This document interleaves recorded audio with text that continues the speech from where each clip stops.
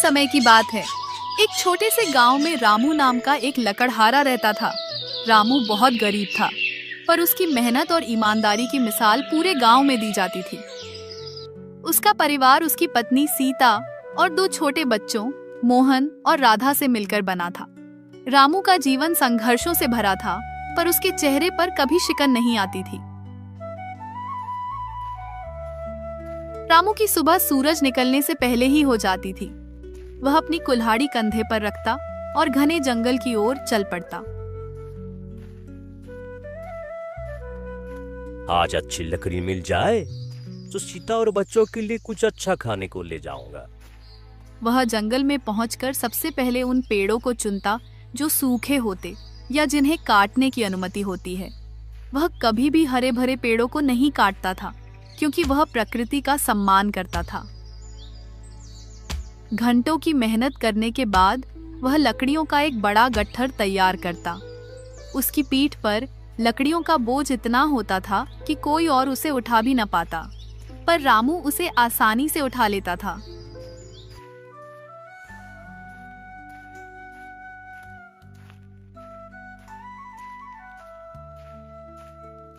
गांव के बाजार तक पहुंचने में उसे मीलों का सफर तय करना पड़ता था। अक्सर दोपहर तक वह बाजार पहुंचता और अपनी लकड़ियां बेचने की कोशिश करता।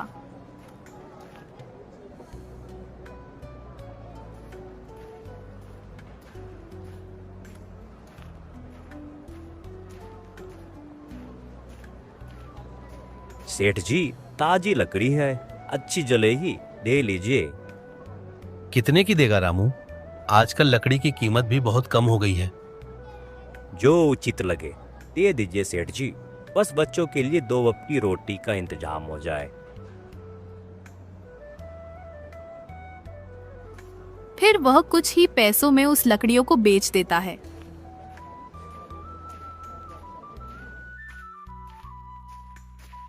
जो भी पैसे मिलते वह उनसे आटा, दाल और थोड़ा बहुत तेल खरीदता और शाम ढलते ढलते घर लौट आता।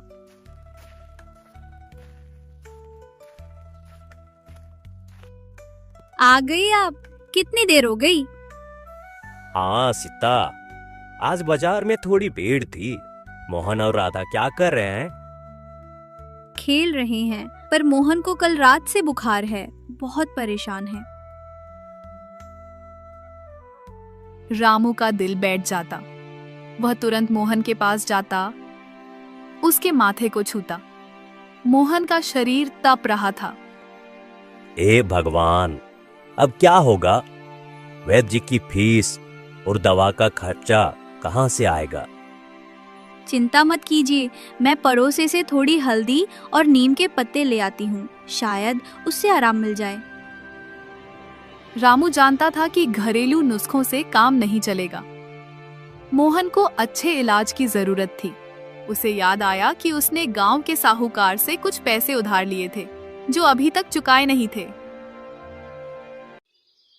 अगले दिन सुबह रामू अभी जंगल जाने की तैयारी ही कर रहा था कि दरवाजे पर दस्तक हुई। यह साहूकार का मुनीम था। रामू, साहूकार जी ने तुम्हें बुलाया है। तुम्हारे कर्ज की किस्त बाकी है। मुनीम जी, अभी मोहन बीमार है, कुछ दिन का मोहलत दे दीजिए। जैसे ही लकड़ी बिकेगी मैं साहूकार जी के पास पहुंच जाऊंगा। मोहब्बत नहीं चलेगी रामू। साहूकार जी ने कहा है, आज शाम तक पैसे नहीं आए तो तुम्हारा घर गिरवी रख लेंगे। मुनीम चला गया और रामू गहरे सदमे में था। उसका छोटा सा घर ही उसकी एकमात्र संपत्ति थी। अब क्या होगा? मोहन की तबीयत भी ठीक नहीं है और ऊपर से साहूकार की कर्ज का डर। मैं कुछ करूंगा सीता। मैं आज और भी ज्यादा लकड़ियां काटूंगा, चाहे कितनी भी मेहनत करनी पड़े।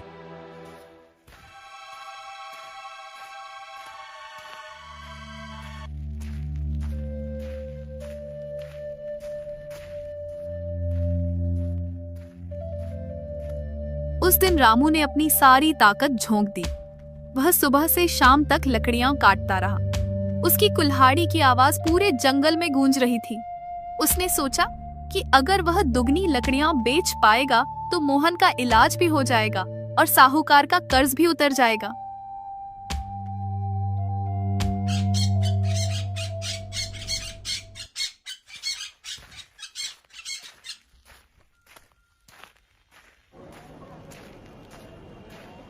अगले दिन रामू जब अपनी लकड़ियां बेचने बाजार पहुंचा तो उसने देखा कि एक नया लकड़हारा पहले से ही वहां बैठा था। वह रामू से बहुत युवा और मजबूत दिख रहा था। उसका नाम सुरेश था। सुरेश के पास रामू से भी ज्यादा लकड़ियां थीं और वह उन्हें बहुत कम दाम पर बेच रहा था। ये कौन है? इसने तो मेरी सारी बाजार ही खराब कर दी। क्या हुआ बाबा, आज इतनी कम लकड़ी लाए हो? लगता है तुम्हारी उम्र हो गई है। बेटा, मेहनत करने से उम्र का कोई लेना देना नहीं होता। बस ईमानदारी से काम करते रहो। ईमानदारी से पेट नहीं भरता बाबा। बाजार में वही टिकता है जो सस्ता बेचता है। सुरेश की बातों से रामू को बहुत दुख हुआ। उसकी लकड़ियां उस दिन बहुत मुश्किल से बिकी और जो पैसे मिले वे मोहन की दवा के लिए भी पूरे नहीं थे। साहूकार का कर्ज तो दूर की बात थी। रामू निराश होकर घर लौटा।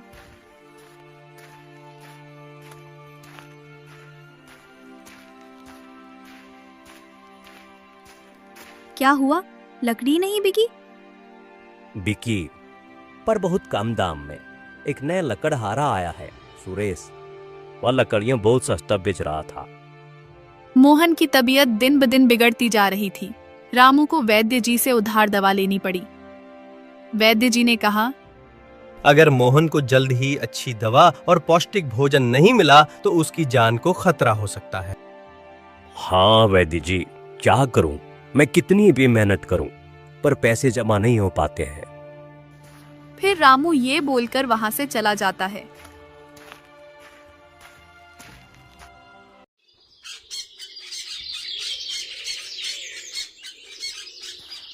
रामू की निराशा चरम पर थी। वह हर सुबह जंगल जाता, पर अब लकड़ियां ढूंढना और बेचना और भी मुश्किल हो गया था।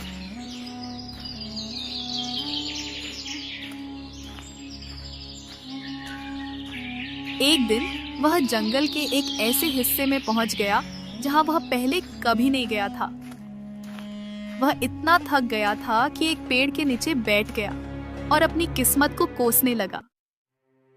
हे भगवान, मैंने कभी किसी का बुरा नहीं किया, फिर क्यों मेरे साथ ऐसा हो रहा है? मेरे बच्चे भूखे हैं, मोहन बीमार है और साहूकार मेरे घर पर कब्जा करने वाला है।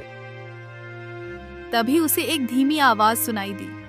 निराश मत हो लकड़हारे, ईमानदारी और मेहनत का फल हमेशा मिलता है। रामू ने चारों ओर देखा, पर उसे कोई दिखाई नहीं दिया। उसे लगा कि शायद थकान के कारण उसे भ्रम हो रहा है। तभी उसने देखा कि एक बूढ़ा सफेद दाढ़ी वाला साधु उसके सामने खड़ा है। साधु की आंखें चमक रही थीं। मैं तुम्हें बहुत दिनों से देख रहा हूँ रामू, तुम्हारी ईमानदारी और तुम्हारी मेहनत। इस जंगल में एक ऐसा पेड़ है जो केवल सच्चे और नेक दिल वालों को ही मिलता है। वो तुम्हारी सारी परेशानियां दूर कर सकता है। कौन सा पेड़ महाराज? मैंने तो इस जंगल की हर कोने कोने में छान मारा है, पर मुझे ऐसा कोई पेड़ नहीं दिखा महाराज। वो पेड़ जंगल के सबसे गहरे और रहस्यमयी हिस्से में है। वहां तक पहुंचना आसान नहीं।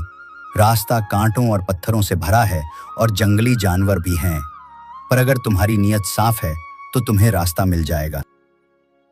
साधु ने रामू को एक दिशा बताई और फिर अचानक गायब हो गए, जैसे कभी थे ही नहीं। रामू को लगा कि यह कोई सपना था, पर उसके मन में एक नई आशा जाग उठी। उसने सोचा कि चाहे कुछ भी हो जाए, वह उस रहस्यमयी पेड़ को ढूंढ कर रहेगा।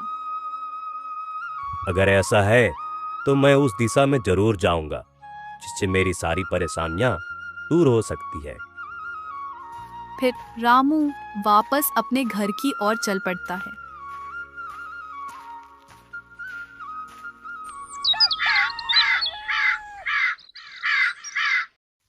अगले दिन से रामू ने अपनी दिशा बदल दी। वह जंगल के उस हिस्से की ओर चला जहां कोई लकड़हारा नहीं जाता था। रास्ता वाकई बहुत कठिन था। घनी झाड़ियां, ऊंचे नीचे टीले और बड़े बड़े पत्थर उसके रास्ते में आ रहे थे। कई बार उसे लगा कि वह रास्ता भटक गया है। भूख और प्यास से उसका बुरा हाल था।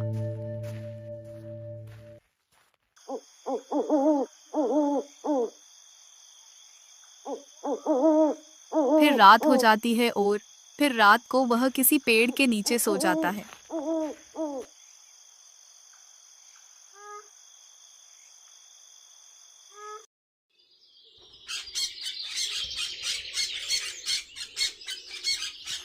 सुबह होते ही फिर अपनी खोज की ओर निकल पड़ता है। एक दिन जब रास्ते में चला जा रहा था, तब आसपास हिरन, जिराफ जैसे जानवर देखने को मिलते हैं, जो बहुत ही अच्छी दृश्य को दर्शाता था। वह उसे कुछ अलग जैसा सुकून का अभाव हुआ।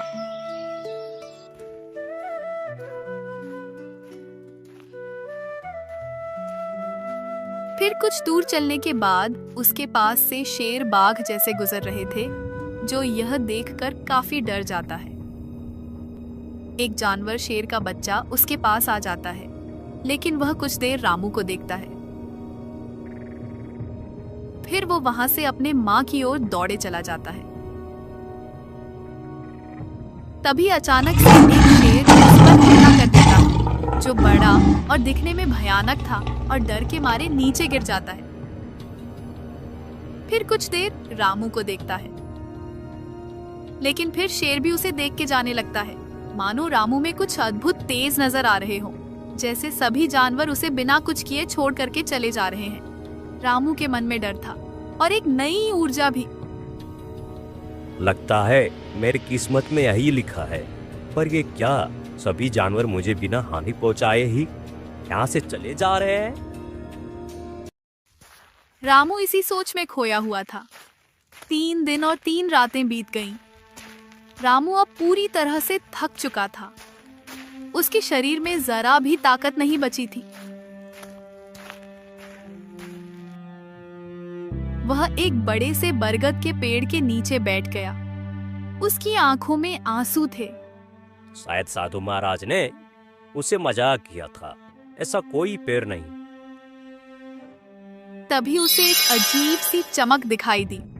चमक इतनी तेज थी कि उसकी आंखें चौंधिया गईं। वह धीरे धीरे उस चमक की ओर बढ़ा। जैसे जैसे वह पास आता गया, चमक और तेज होती गई।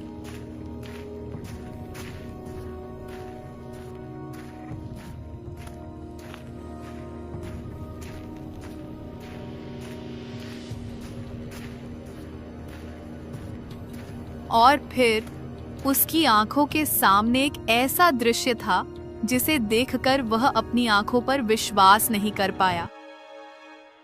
उसके सामने एक विशालकाय पेड़ खड़ा था। उसकी पत्तियां हरे रंग की नहीं थीं, बल्कि वे सुनहरी आभा लिए हुए थीं, जैसे वे सोने की बनी हों। पेड़ का तना इतना मोटा था कि उसे 10 लोग भी मिलकर नहीं घेर सकते थे। पेड़ से एक अजीब सी मधुर ध्वनि आ रही थी, जैसे वह कोई गीत गा रहा हो। ये क्या है? क्या यही वह पेड़ है जिसके बारे में साधु महाराज ने बताया था?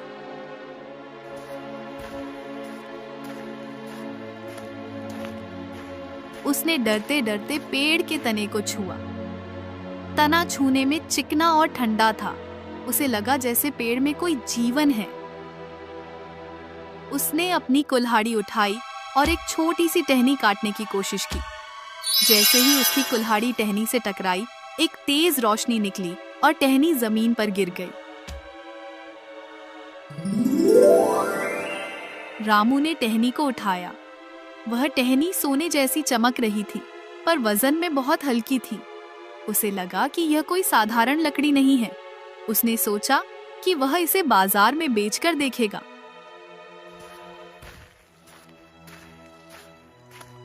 वह खुशी खुशी उस टहनी को लेकर गांव की ओर भागा। उसे पता था कि अब उसे रास्ता ढूंढने में कोई दिक्कत नहीं होगी, क्योंकि पेड़ की चमक उसे दूर से ही दिखाई दे रही थी। बाजार पहुंचकर रामू ने उस सुनहरी टहनी को एक जौहरी के पास ले गया।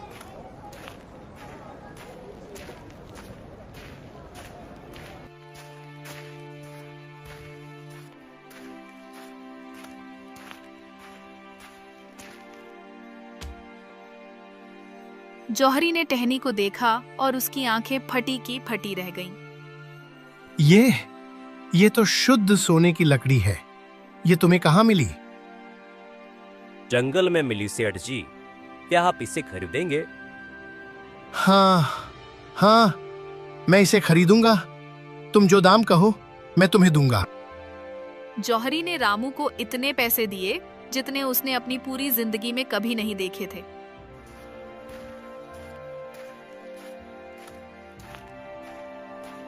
रामू ने तुरंत उन पैसों से मोहन के लिए सबसे अच्छी दवा खरीदी और उसने एक अच्छे वैद्य को बुलाया।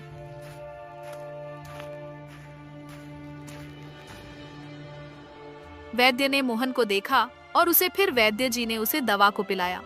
फिर वैद्य जी ने कहा कि अब वह कुछ ही दिनों में ठीक हो जाएगा। फिर वैद्य जी ये बोलकर वहां से चला जाता है।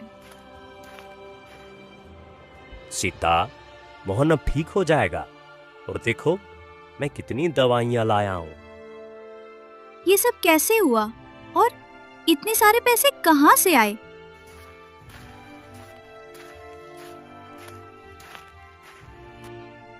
मुझे जंगल में एक रहस्यमयी पेड़ मिला था सीता।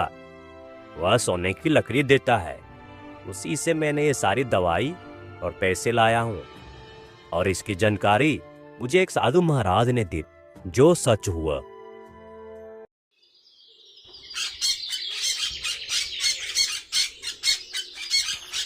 अगले कुछ दिनों तक रामू हर सुबह जंगल जाता।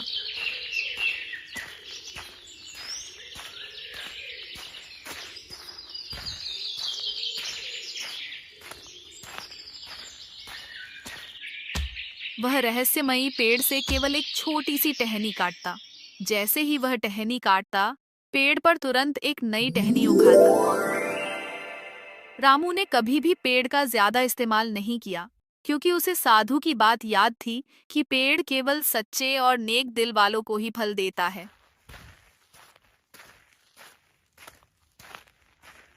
रामू ने पैसे को जमा करके उसने सबसे पहले साहूकार का कर्ज चुकाने के लिए जाता है। रामू, इतने पैसे? तुम तो बहुत अमीर हो गए हो। यह सब आपकी कृपा है साहूकार जी। मेरा कर्ज उतर गया। अब मेरे घर पर कोई खतरा नहीं। साहूकार रामू की तरक्की देखकर हैरान था और फिर पैसे देकर रामू वहां से चला जाता है।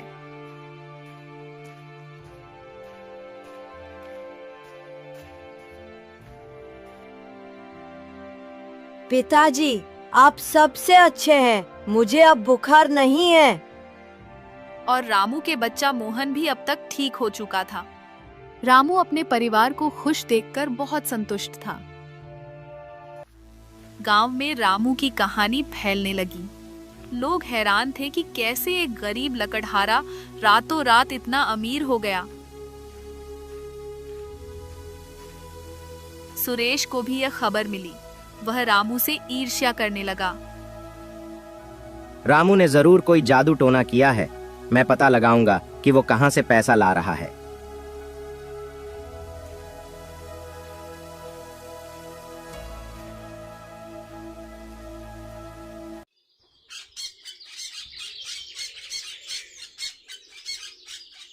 एक दिन उसने रामू को जंगल के उस रहस्यमयी हिस्से की ओर जाते देखा। वह रामू के पीछे पीछे छिपकर चलता रहा। सुरेश ने रामू का पीछा करना शुरू कर दिया।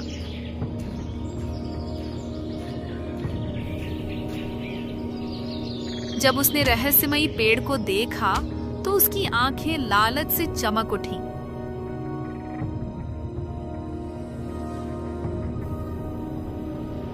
तो ये है रामू के धन का रहस्य। ये पेड़ तो मेरा है। मैं इसकी सारी लकड़ी काट लूंगा और गांव का सबसे अमीर आदमी बन जाऊंगा। इतना देख सुरेश वहां से चला जाता है।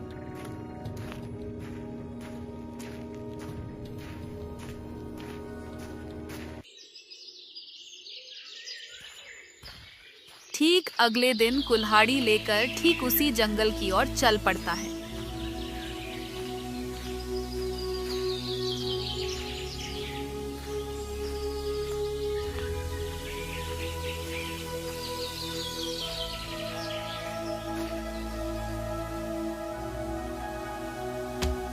पेड़ के पास पहुंचकर सुरेश ने अपनी कुल्हाड़ी उठाई और पेड़ पर वार करने लगा।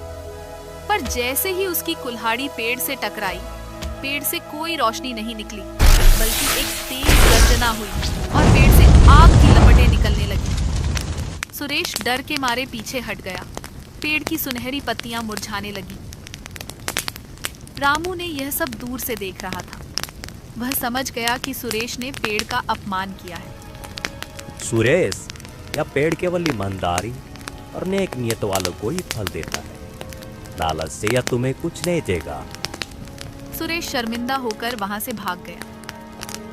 पेड़ की चमक धीरे धीरे वापस आने लगी, पर वह पहले जैसी तेज नहीं थी। रामू समझ गया कि पेड़ को नुकसान पहुंचाया गया है। उसने पेड़ से माफी मांगी और वादा किया कि वह हमेशा उसकी रक्षा करेगा।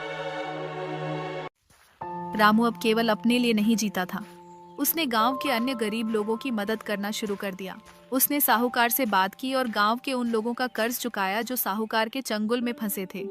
रामू भाई, तुमने मेरी जान बचा ली। साहूकार मेरा खेत छीनने वाला था। तुमने मेरे बच्चों को भूखा मरने से बचा लिया। एक दिन सुरेश रामू के पास आया। वह बहुत शर्मिंदा था।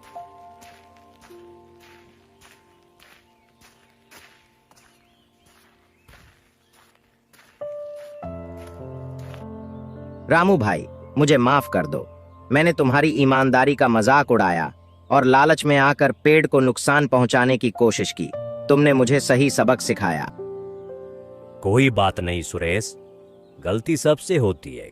बस अब ईमानदारी से काम करना और कभी लालच मत करना। रामू ने सुरेश को भी कुछ पैसे दिए ताकि वह अपना काम फिर से शुरू कर सके। सुरेश ने रामू का धन्यवाद किया और एक नया जीवन शुरू किया। रहस्यमयी पेड़ जंगल में एक रहस्य बना रहा। रामू कभी कभी वहां जाता, पेड़ को देखता और उसका धन्यवाद करता। उसने कभी किसी को पेड़ का सही स्थान नहीं बताया, क्योंकि वह जानता था कि यह पेड़ केवल उन्हीं को फल देगा जो इसके योग्य हैं।